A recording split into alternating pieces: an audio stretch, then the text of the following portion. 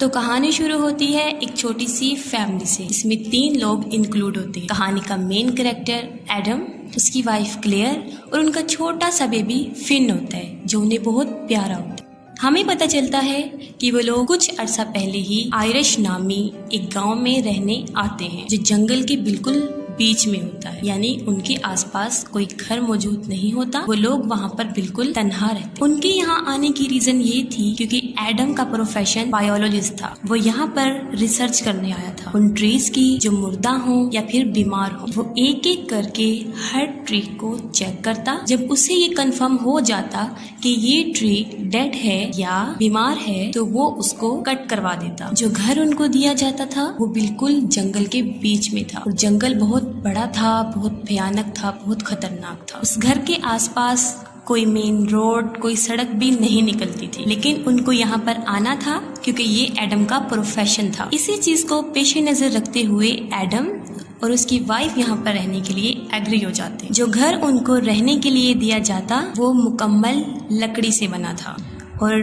पुराना भी था क्योंकि वो जंगल भी बहुत पुराना था। उन लोगों को यहाँ पर रहते अभी कुछ दिन ही होते हैं कि एडम को पता चलता है कि वहाँ पर रहने वाले रिहायशी उससे खुश नहीं थे। खास तौर पर वो उसके काम को सख्त नापसंद करते थे। जब भी एडम गांव में उन ट्रीज को स्टडी करने के लिए जाता, गांव के लोग आहिस्ता आहिस्ता उससे नफरत करना शुरू कर देते हैं। इस गांव में रहने वाला एक आदमी जिसका नाम कॉलम होता है, वो कई बार उनके घर पर आता है और वो एडम की वाइफ को समझाता है कि जो उसका हस्बैंड कर रहा है वो ठीक नहीं है, उसे बंद किया जाए क्योंकि वो बहुत गलत है और उसको नहीं पता कि वो ये इसके पीछे कितनी बड़ी रिस्क ले सकता है, कितना डेंजर हो सकता है ये। एडम की वाइफ उसकी बातें सुन लेती है।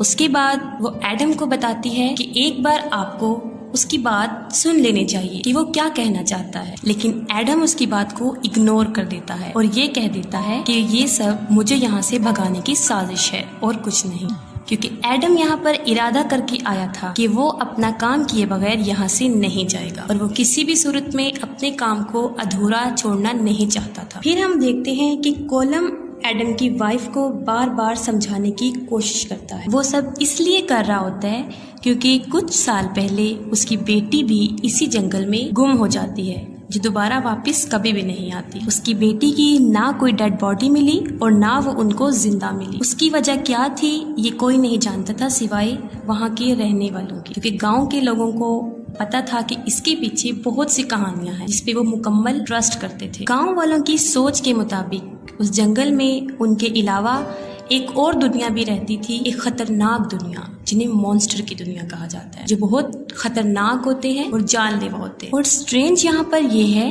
कि वो किसी ने भी नहीं देखे, बस महसूस किया जाता है उनको। लेकिन वो मॉन्स्टर्स तब तक किसी इंसान को कुछ नहीं कहते जब तक कि इंसान उन्हें कोई नुकसान ना पहुंचाए। इन मॉन्स्टर्स के पीछे मुख्तलिफ कहानियां थी, लेकिन कोई भी इसको सही तरीके से समझ नहीं सका क्योंकि उनको कभी किसी ने देखा ही नहीं था। इसके पीछे बहुत से लोगों ने स्टडी की, लेकिन जिसने इसको जानने की कोशिश की, अभी तक यही पता चला है कि वो जिंदा नहीं बच सका। यही वजह थी कि मिस्टर कॉलम, जो उसकी वाइफ को बार बार मना कर रहे थे, वो भी इस जंगल से काफी डिस्टर्ब थे क्योंकि उसके नजदीक ये गांव कोई अच्छा नहीं था, क्योंकि यहाँ से उसकी बेटी गायब हुई थी, लेकिन कोई भी आज तक ये जान नहीं सका कि वो कहाँ गई है या उसे कोई लेकर गया है। पहले जब कॉलम यहाँ पर आया था उसको भी इन कहानियों पर यकीन नहीं था, लेकिन उसकी बेटी के गुम होने के बाद ये एक राज ही रहा कि उसकी बेटी कहाँ गई है, तो उसको भी इन कहानियों पर यकीन आने लगा। और इसी बात को मद्देनजर रखते हुए वो एडम की वाइफ को समझा रहा था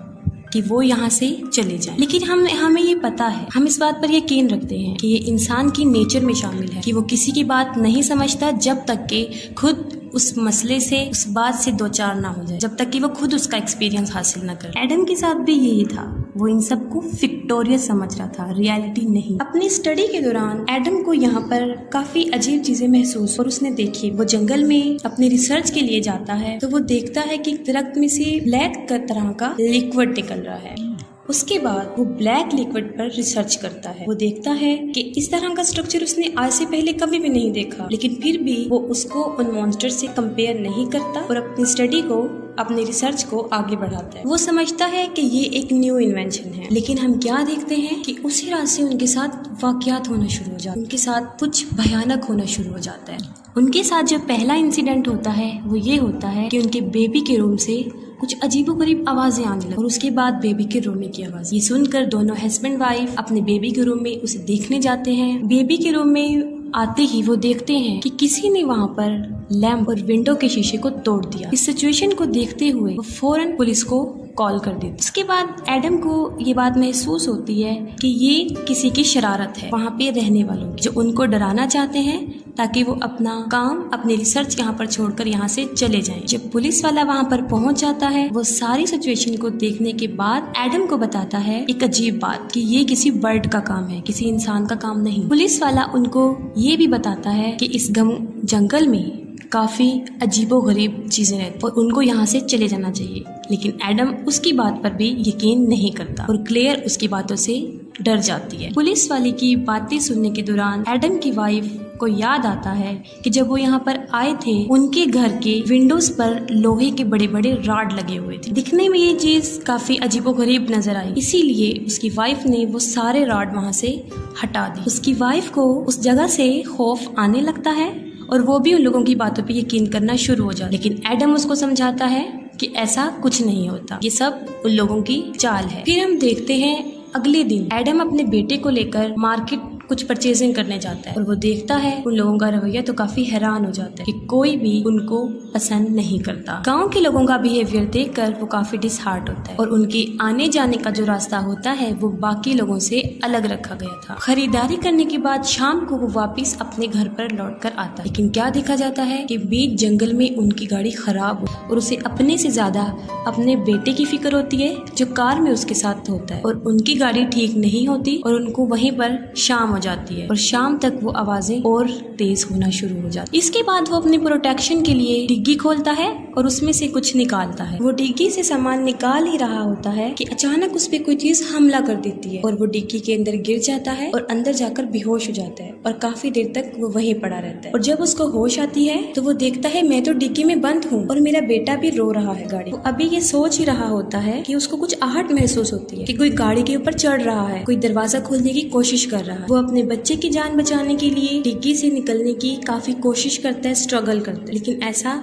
नहीं कर पाता। उसके बाद वो पिछली सीट को फाड़ देता है और उसमें से सुराख करके अपने बेटे को वहाँ से निकाल देता है और अपने बेटे की जान बचा लेता है। उसके बाद वो अपने बेटे को लेकर वापस घर आ जाता है और काफी डिसअपॉइंट होता है कि अब उसको भी ये कहानियां सच लगने लगी कि उसके साथ लाइव इंसिडेंट हो चुका था। वो काफी अजीब होता है, अपने गन लेता है और फौरन पुलिस को फोन करता है। ये सब माजरा देखकर क्लेयर बुरी तरह डर जाती है। उसकी थोड़ी ही देर बाद हम देखते हैं कि घर में लाइट ऑफ हो जाती है और वो लोग पूरी तरह डर जाते हैं क्योंकि वहाँ पर उन्हें किसी के मौजूद होने का एहसास हो। उसके बाद एडम भी उस जगह को छोड़ने का फैसला कर लेता है। वो अपनी बीवी को कहता है कि वो कुछ जरूरी सामान अपने साथ ले ले क्योंकि आज रात उनको वो जगह छोड़नी है क्योंकि वो यहाँ से जा रहे हैं। एडम सोचता है कि हमारी हेल्प करने वाला यहाँ कोई नहीं है, तो मैं अपने बेबी और अपनी वाइफ को लेकर खुद ही गाड़ी ड्राइव करूंगा और उन्हें यहाँ से ले जा। अभी वो अपने घर से निकल ही रहे होते हैं कि वो देखते हैं उनके आसपास मॉन्स्टर्स हैं। उन्हें ऐसा फील होता है लेकिन वो उनको नजर नहीं आती क्योंकि वो अंधेरे में। इस दौरान उनका डॉग गुम हो जाता है जिससे वो मजीद खौफजदा हो जाते हैं। किसी तरह बड़ी मुश्किल से वो अपनी गाड़ी की तरफ जाते हैं और एडम उसको स्टार्ट करने की कोशिश करता है। उनके इर्द गिर्द बहुत से मॉन्स्टर्स थे और अब वो उनको नजर आने भी लगे थे और वो उन लोगों को मजीद डरा रहे थे जिससे क्लेयर बहुत ज्यादा डर जाती है और उसके हाथ से गाड़ी बेकाबू हो जाती है और गाड़ी उनकी उल्ट जाती है। उसके बाद वो लोग बहुत मुश्किल में फंस जाते हैं। उनके पास कोई रास्ता नहीं होता, इसीलिए वो दोबारा लौटकर अपने घर वापस आ जाते हैं और किसी जगह पर जाकर छुप जाते हैं ताकि वो वहाँ पर जिंदा रह सके। उन लोगों को ये रियलाइज हो जाता है कि यहाँ से निकलना आसान नहीं, काफी मुश्किलात आसान। वो दोनों उन मॉन्स्टर्स को डिस्कस कर रहे होते हैं, काफी हद तक उन मॉन्स्टर्स की बातों के बारे में जान लेते हैं। उन मॉन्स्टर्स की हकीकत उन्हें पता चलना शुरू हो जाता है। क्लेयर उसे बताती है कि ये लोग रोशनी और अंधेरे से बहुत ज्यादा डरते हैं और उन्हें बर्दाश्त नहीं कर पाते। वो उसे बताती है कि जब हम यहाँ पर आए थे स्टार्टिंग में तो वो देखती है कि लोहे के रॉड वहाँ नस्ब थे। वो सोचती है कि ये वैसे ही किसी ने फजूल लगाए हैं, इसीलिए वो ये सोचकर उनको वहाँ से उतार कर फेंक देती है। लेकिन अब हमें पता चलता है कि वो क्यों लगाए गए थे, क्योंकि जो वहाँ पर रहता था उनसे पहले